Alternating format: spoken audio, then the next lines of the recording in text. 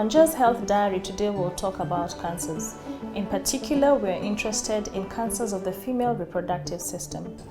The cancers of the female reproductive system include cervical cancer, breast cancer, uterine cancer, and ovarian cancer.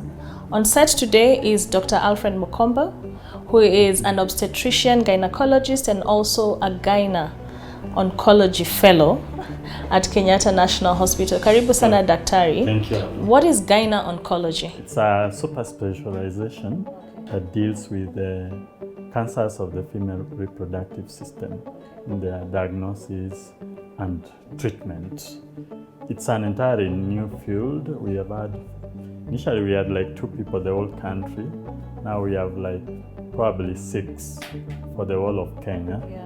But fortunately now the universities have started training programs for the same. Okay. Yes. Let's talk about cervical cancer. It Yes. is one of the top cancers in Kenya that are causing lots of deaths. Yes, And this yes. is about 7 cancers every day. Yes. Cervical cancer, what is it? You have rightly said it's one of the commonest cancers. Yeah.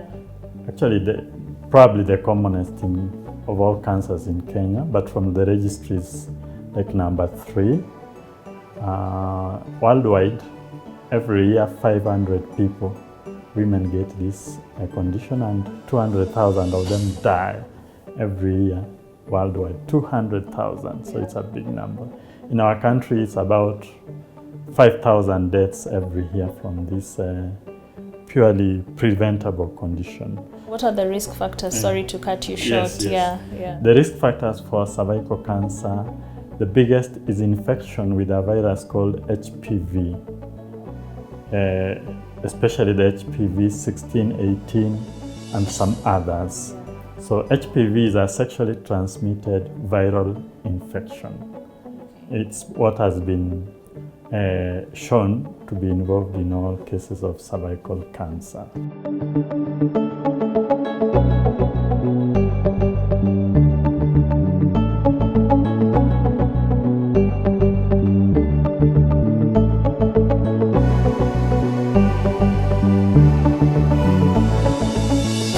And the good news is that cervical cancer is preventable. So what are some of the ways that it can be screened for?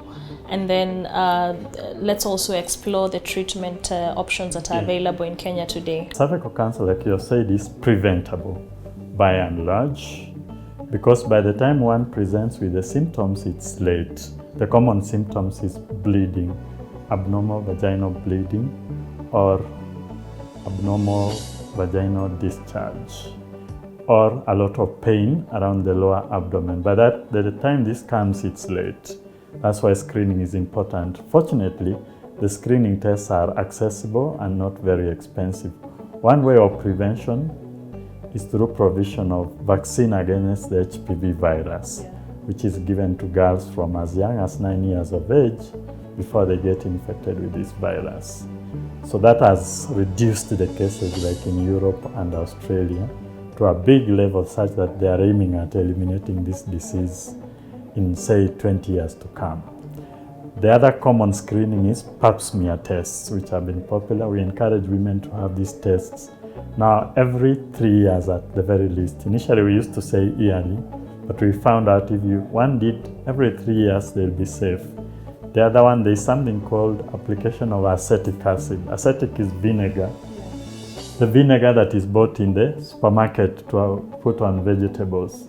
So if it's applied on that part we call the cervix, then there are changes that do occur. The abnormal part will turn white, and we are able to say this cervix has a problem before even it becomes cancer. So this is what they call the visual inspection with acetic acid. Acetic acid is vinegar. All right. Yes. All right. And it's very cheap. This bottle is about 70 shillings in the supermarket. Okay. And you can use this for, say, even more than 20 women. The visual inspection with acetic acid can only be done by a doctor. Even nurses are now trained. By health specialists. You can't do it at home. No. One has Yeah. a healthcare specialist has to do it. Okay. Yeah. The other test, there is what we call the HPV DNA test, which is now coming up, but it's expensive. it's a bit expensive, so access would be a problem, but that is also available.